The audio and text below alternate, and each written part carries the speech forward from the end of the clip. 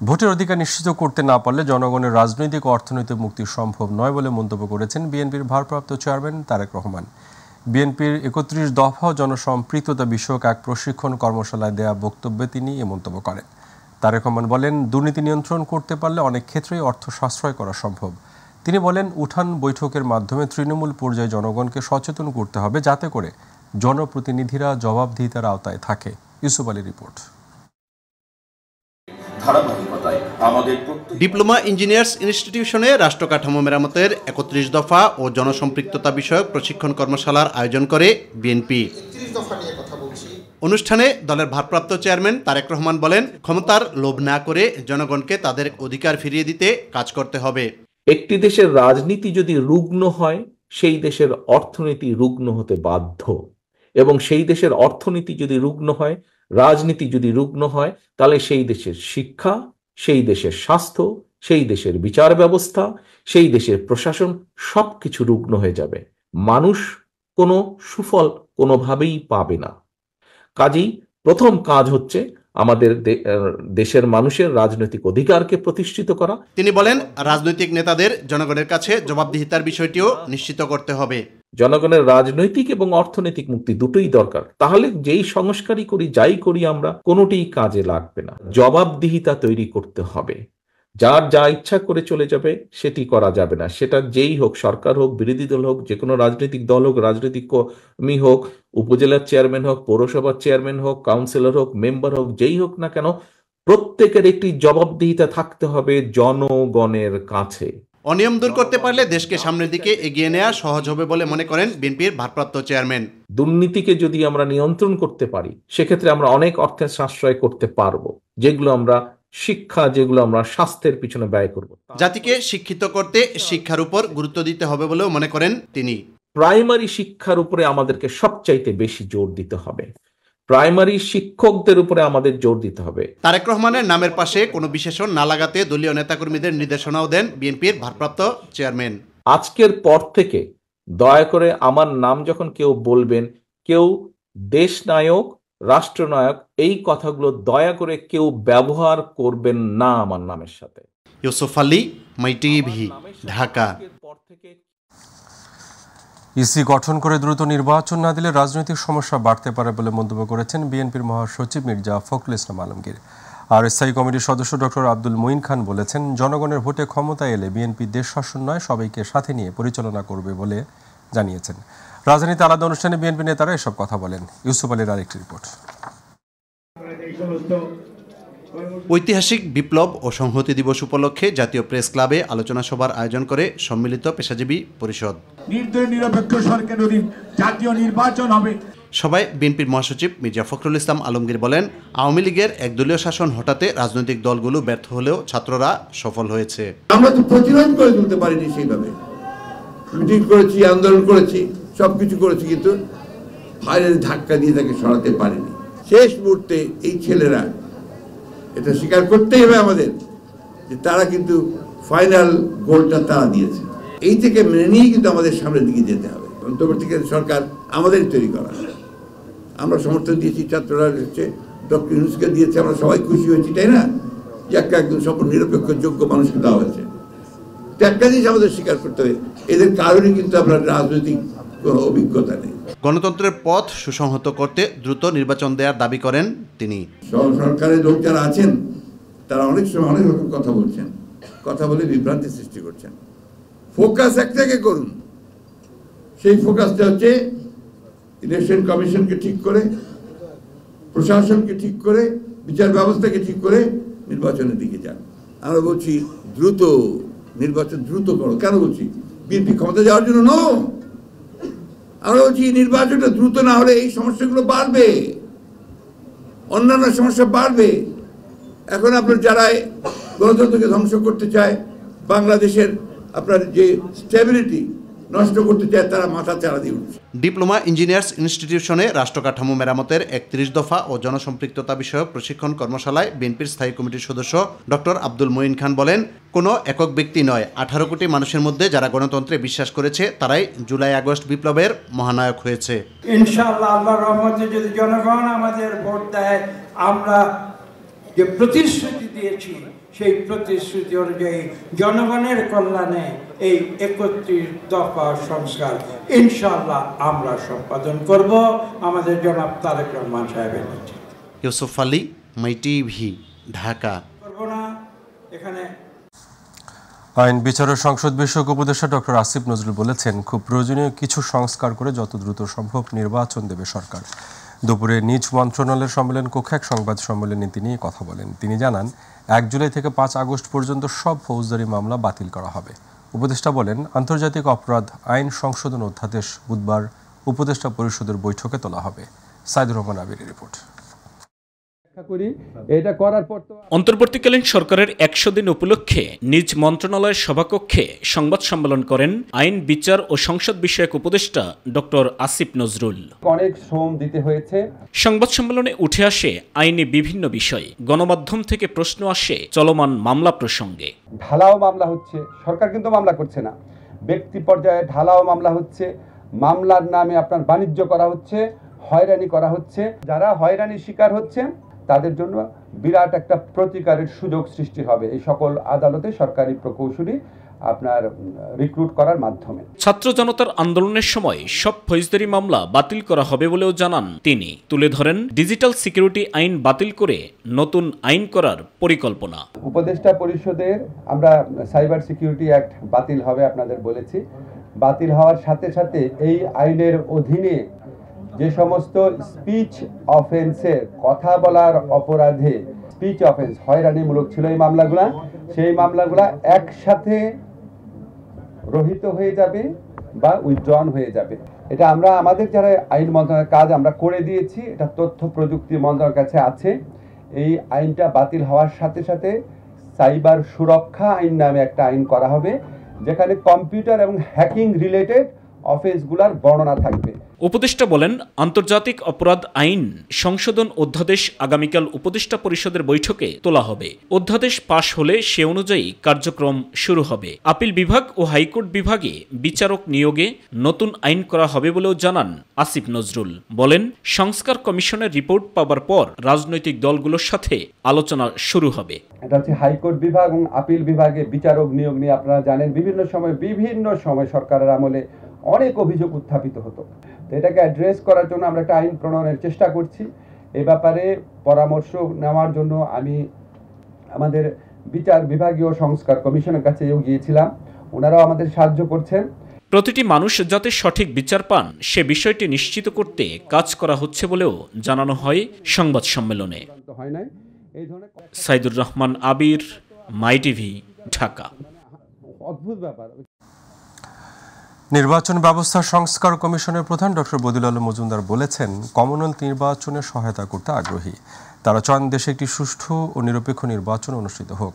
আর কমনওয়েলথের assistant secretary general professor Luis Franceschi বলেছেন, নিরপেক্ষ জনগণের অংশগ্রহণমূলক নির্বাচন দেখতে চায় তারা, যেখানে জনগণের আশা আকাঙ্ক্ষার মতামত প্রতিফলিত হবে। বিস্তারিত আবু সাইদ অপু রিপোর্টে। রাজধানীর আগারগাঁও নির্বাচন কমিশন সচিবালয়ে নির্বাচন ব্যবস্থা সংস্কার কমিশনের সাথে কমনওয়েলথের assistant secretary general professor Luis Franceschi এবং পররাষ্ট্র মন্ত্রণালয়ের পরিচালক আব্দুল্লাহ আল মামুন সহ 6 জনের প্রতিনিধি দলের সাথে একটি বৈঠক অনুষ্ঠিত হয় নির্বাচন ব্যবস্থা সংস্কার কমিশনের সাথে। বৈঠক শেষে নির্বাচন ব্যবস্থা সংস্কার কমিশনের প্রধান ডক্টর বদিউল আলম মজুমদার বলেছেন, কমনওয়েলথ নির্বাচনে সহায়তা করতে আগ্রহী এবং তারা চায় বাংলাদেশে অবাধ, সুষ্ঠু ও নিরপেক্ষ নির্বাচন অনুষ্ঠিত হোক। মতামত আদান প্রদান হয়েছে।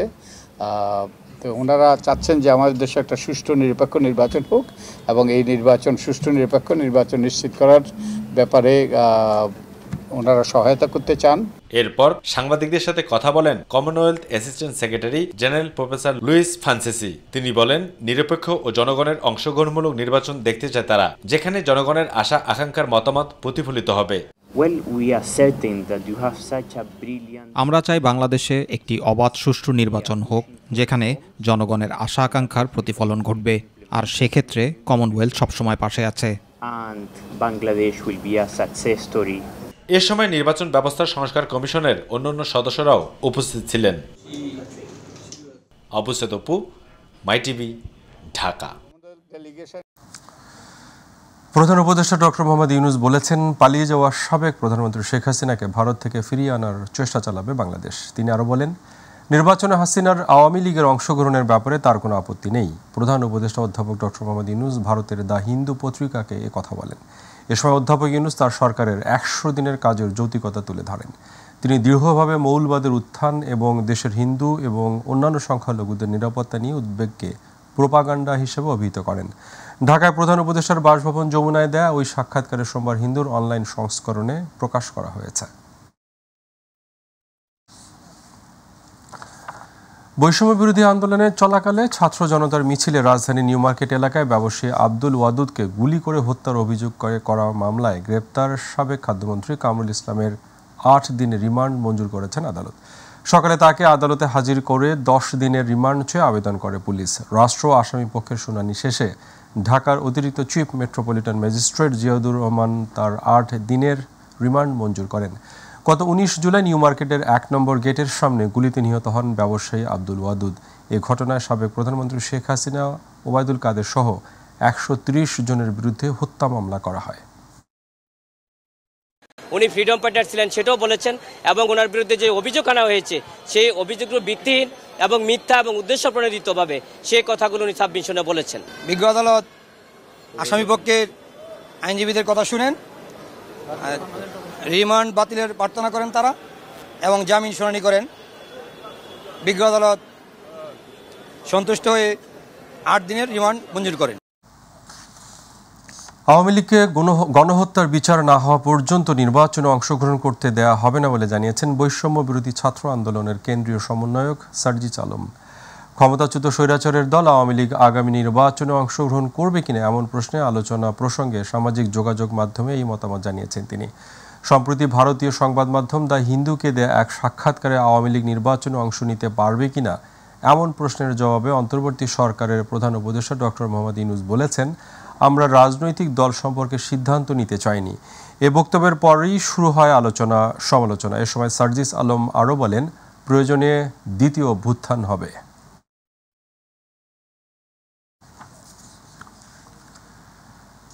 ঢাকা মহানগর এলাকায় 3 দিনের মধ্যে ব্যাটারি চালিত রিকশা চলাচল বন্ধের নির্দেশ দিয়েছেন হাইকোর্ট। একই সঙ্গে ব্যাটারি চালিত রিকশা চলাচল বন্ধে কর্তৃপক্ষের নিষ্ক্রিয়তা কেন বেআইনি হবে না তা জানতে চেয়ে রুল জারি করেছেন আদালত। মঙ্গলবার বিচারপতি ফাতেমা নজিব ও বিচারপতি মাহমুদুর রাজীব হাইকোর্ট বেঞ্চ এ আদেশ দেন। স্বরাষ্ট্র সচিব, স্থানীয় সরকার সচিব, আইজিপি, ঢাকা মহানগর পুলিশ কমিশনার, ঢাকার 2 সিটি কর্পোরেশন কর্তৃপক্ষ সহ সংশ্লিষ্টদের আদালতের এই আদেশ বাস্তবায়ন করতে বলা হয়েছে।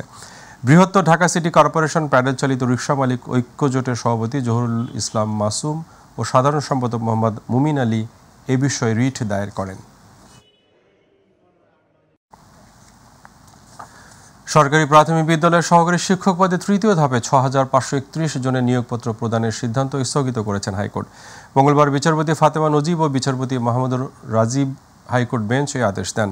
বুধবার থেকে এই 6500 শিক্ষককে নিয়োগপত্র দেওয়ার কথা ছিল, কিন্তু কোটা পদ্ধতি অনুসরণ করে তাদের নিয়োগ দেয়ায় আদালত তাদের নিয়োগপত্র প্রদানের সিদ্ধান্ত স্থগিত করেছেন।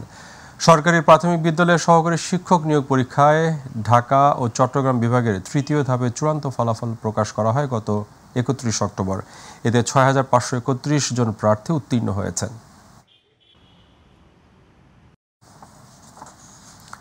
ব্যাংকিং খাতের বর্তমান পরিস্থিতিতে কিছু ব্যাংক ভালো অবস্থায় ফিরে আসছে, কিছু দুর্বল ব্যাংক খুঁড়িয়ে চলবে, কিন্তু সেগুলো বন্ধ করা হবে না বলে জানিয়েছেন অর্থ উপদেষ্টা ডক্টর সালেউদ্দিন আহমেদ।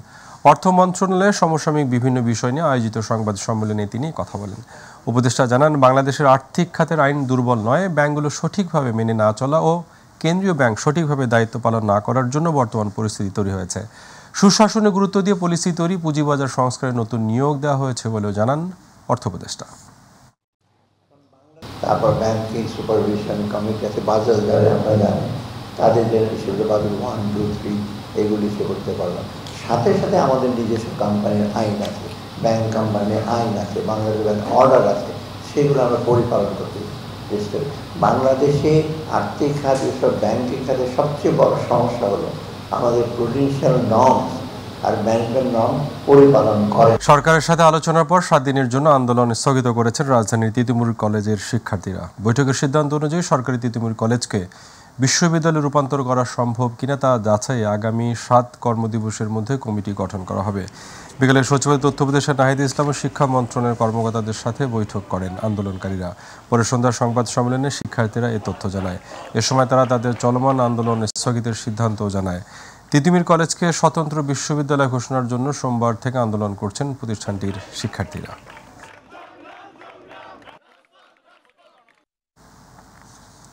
স্বরাষ্ট্র উপদেষ্টা অবসরপ্রাপ্ত লেফটেন্যান্ট জেনারেল জাহাঙ্গীর আলম চৌধুরী বলেছেন, ভারতীয় মিডিয়া বাংলাদেশ নিয়ে মিথ্যাচার প্রচারণা চালাচ্ছে।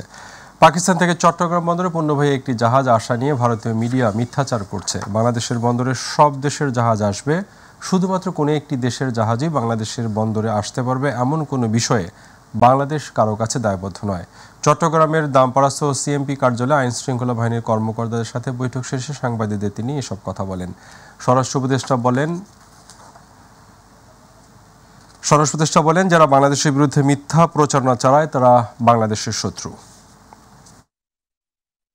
যদি আমরা কোনো জায়গায় পয়সা খাই কি কোনো কিছু আপনি বলেন, আমি তো বলছি আপনারা ফ্রি বলে দেন, আমরা রেকটিফাই করব। কিন্তু আমার একটা অনুরোধ, মিথ্যা সংবাদ দিবেন না, যেটা ঘটে নাই ওটা বলবেন। এতে কিন্তু পার্শ্ববর্তী দেশ সুবিধা পেয়ে যায়।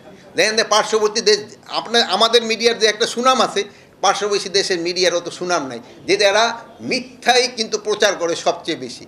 আর এই মিথ্যাটারে কিন্তু কাউন্টার করতে পারেন শুধু আপনারা। ভারতের আদানি গ্রুপের সঙ্গে বিদ্যুৎ চুক্তি পর্যালোচনায় 1 মাসের মধ্যে কমিটি গঠন করার নির্দেশ দিয়েছেন হাইকোর্ট। একই সঙ্গে 2 মাসের মধ্যে এ সংক্রান্ত বিষয়ে প্রতিবেদন দাখিলের নির্দেশ দিয়েছেন আদালত। শুনানিতে ভারতের আদানি গ্রুপের সঙ্গে করা বিদ্যুৎ চুক্তি নিয়েও প্রশ্ন তুলেছেন হাইকোর্ট। সেই সঙ্গে আদানি পাওয়ার প্ল্যান্টের সঙ্গে বাংলাদেশের বিদ্যুৎ চুক্তি কেন পুনর্বিবেচনা নয় জানতে চেয়ে রুল জারি করেছেন হাইকোর্ট। এ সংক্রান্ত বিষয়ে দায়ের করা রিটের প্রাথমিক শুনানি নিয়ে আজ হাইকোর্টের বিচারপতি ফারা মাহবুব ও বিচারপতি দেবাশিস রায় চৌধুরীর সমন্বয়ে গঠিত বেঞ্চ ওই আদেশ দেন। বাংলাদেশের স্বার্থের পরিপন্থী এই চুক্তিটা বাতিল করার জন্য কেন নির্দেশনা প্রদান করা হবে না, এই মর্মে রুল ইস্যু করেছেন। সেন্ট মার্টিন পর্যটকদের ভ্রমণে বিধিনিষেধ প্রত্যাহারের দাবিতে কক্সবাজারের কলাতলী মোড়ে সড়ক অবরোধ করে কাফনের কাপড় পরে বিক্ষোভ করেছে সেন্ট মার্টিনের বাসিন্দারা। এতে করে সড়কের 2 পাশে প্রায় 2 কিলোমিটার এলাকায় যানজটের সৃষ্টি হয়। এদিকে 5 ঘন্টা পর জেলা প্রশাসনের আশ্বাসে সড়ক থেকে অবরোধ তুলে নেন সেন্ট মার্টিন দ্বীপের বাসিন্দারা। এতে শহরের যান চলাচল স্বাভাবিক হয়।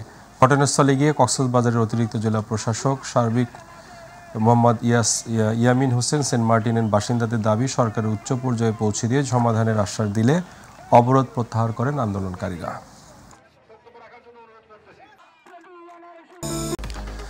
জুলাই আগস্ট গণ অভ্যুত্থানের শহীদ ও আহতদের যথাযথ মূল্যায়ন করা না গেলে নতুন বাংলাদেশের সব অর্জনে বিলীন হয়ে যাবে বলে মনে করছেন 2024 গণ অভ্যুত্থানে আহত ছাত্র জনতা।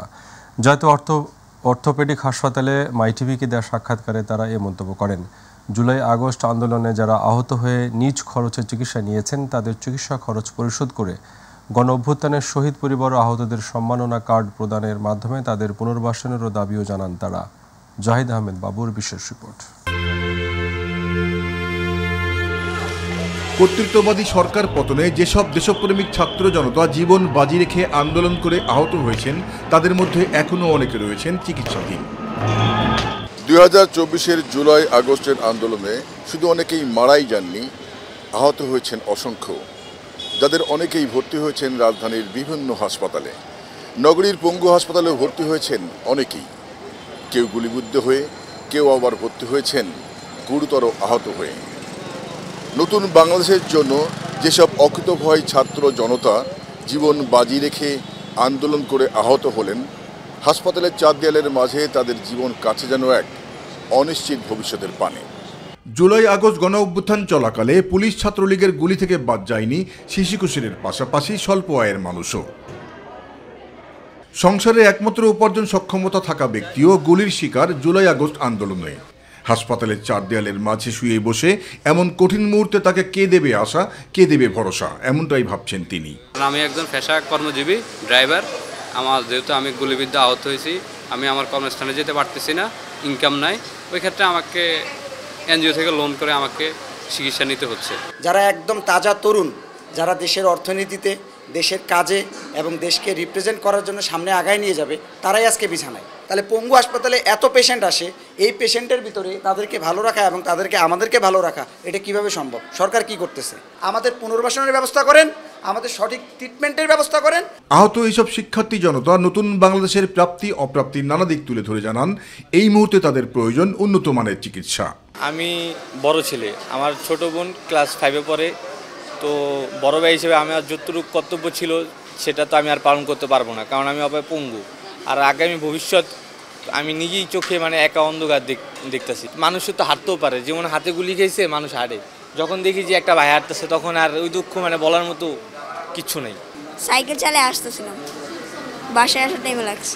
একটা জাতীয় সনদ দেওয়া হোক, এর বাইরে আমরা কিছু চাই না। ওই উপদেষ্টার হওয়ার মতো অনেক জ্ঞানী গুণী এই দেশে আছে। ট্রিটমেন্ট হোক, আর সবাই ফ্যামিলির একটা সমস্যা আছে, তারা টাকাটা খুবই শিগগিরই পৌঁছায় হোক, যেন তারা এই ট্রিটমেন্টের পর্দায় একটু চলতে পারে। যে চাওয়াগুলো সেগুলো যদি আর কি পূরণ হয়, মোটামুটি আমরা কাঙ্ক্ষিত একটা স্বস্তি পাবো। জুলাই আগস্ট গণ অভ্যুত্থানে আহত চিকিৎসাধীন ছাত্র জনতার সুচিকিৎসা প্রদানে কোনো কমতি হচ্ছে না বলে জানান জাতীয় অর্থোপেডিক হাসপাতালের পরিচালক।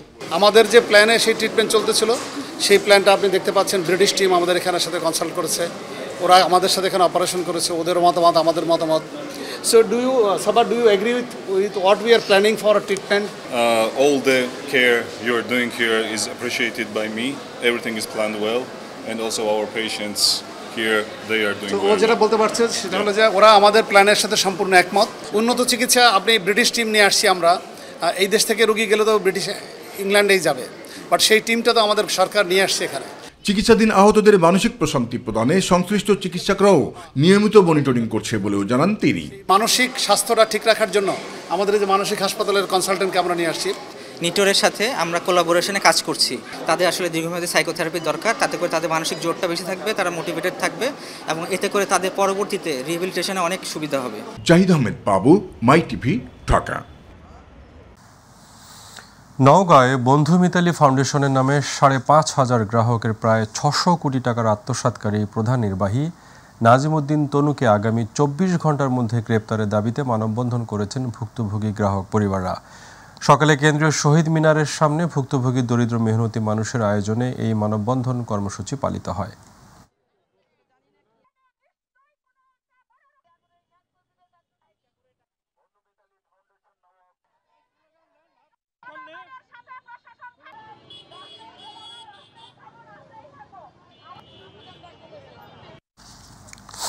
জানিয়ে দেব বাণিজ্য সংবাদ।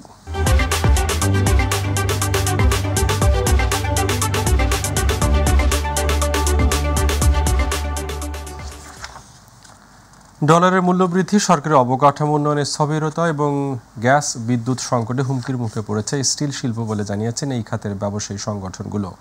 পল্টনের ইকোনমিক রিপোর্টার্স ফোরামে এক যৌথ সংবাদ সম্মেলনে এ কথা জানান তারা। স্টিল শিল্পকে রক্ষায় ডলার বিনিময়জনিত ক্ষতির টাকা দীর্ঘ মেয়াদে পরিশোধের সুযোগ সহ বেশ কয়েকটি প্রস্তাবনা দিয়েছে সংগঠনগুলো। এ বিষয়ে দ্রুত পদক্ষেপ না নিলে স্টিল খাত সংকটে পড়বে বলে আশঙ্কা করছেন ব্যবসায়ীরা। যৌথ সংবাদ সম্মেলনে উপস্থিত ছিলেন Bangladesh steel manufacturers association, rerolling mills association ও স্টিল মিলস ওনার্স অ্যাসোসিয়েশনের কর্মকর্তাবৃন্দ।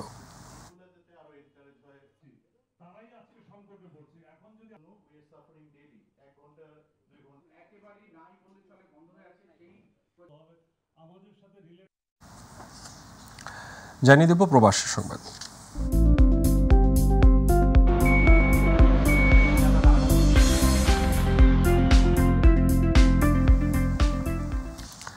ছাত্রদলের কেন্দ্রীয় কমিটির সাবেক সাধারণ সম্পাদক সাইফ মাহমুদ জুয়েলকে মালয়েশিয়া জাতীয়তাবাদী সামাজিক সাংস্কৃতিক দল জাসাস ও তৃণমূল ছাত্রদল নেতাদের পক্ষ থেকে সংবর্ধনা উপলক্ষে আলোচনা সভা হয়েছে। প্রতিনিধি আশরাফুল মামুন জানান, গতকাল সন্ধ্যায় বুকিত বিনতাং এর একটি হোটেলে এই আলোচনা সভা হয়। মালয়েশিয়ার জাসাস শাখার প্রতিষ্ঠাতা আহ্বায়ক শেখ আসাদুজ্জামান মাসুমের সভাপতিত্বে সঞ্চালনা করেন সদস্য সচিব ইমতিয়াজ আবির।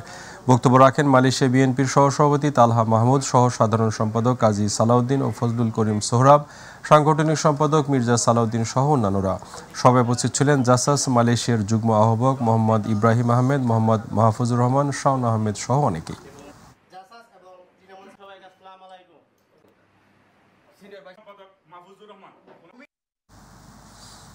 বাহরাইনে বাংলাদেশ বিজনেস ফোরাম সভাপতি আইনুল হক সরকারের শ্বশুর খন্দকার ইব্রাহিম মাস্টারের মৃত্যুতে শোক সভা ও দোয়া মাহফিল হয়েছে। প্রতিনিধি শাহিন মিয়া জানান, সোমবার দেশটি আলীবুড়ি শহরে বাংলাদেশ বিজনেস ফোরামের নিজস্ব হলরুমে বাংলাদেশ বিজনেস ফোরাম বাহরাইনের উদ্যোগে করা হয় এই আয়োজন। আবুল বাশারের সভাপতিত্বে, মিজানুর রহমানের পরিচালনায় প্রধান অতিথি ছিলেন বাংলাদেশ দূতাবাসের charge d'affaires AK Mohiuddin Kayes. বিশেষ অতিথি ছিলেন বাংলাদেশ দূতাবাসের শ্রম সচিব মাহফুজুর রহমান। বাংলাদেশ স্কুল বাহরাইনের board of director chairman Mohammad Abdul Muiz Chowdhury, Bangladesh business ফোরামের সাবেক সভাপতি আব্দুল কালাম, বিজনেস ফোরামের সাধারণ সম্পাদক মোহাম্মদ জসিমউদ্দিন। সভা শেষে খন্দকার ইব্রাহিম মাস্টার ও হীরা এবং এজহারুল সরকারের আত্মার মাগফিরাত কামনা করে বিশেষ দোয়া ও মুনাজাত করা হয়।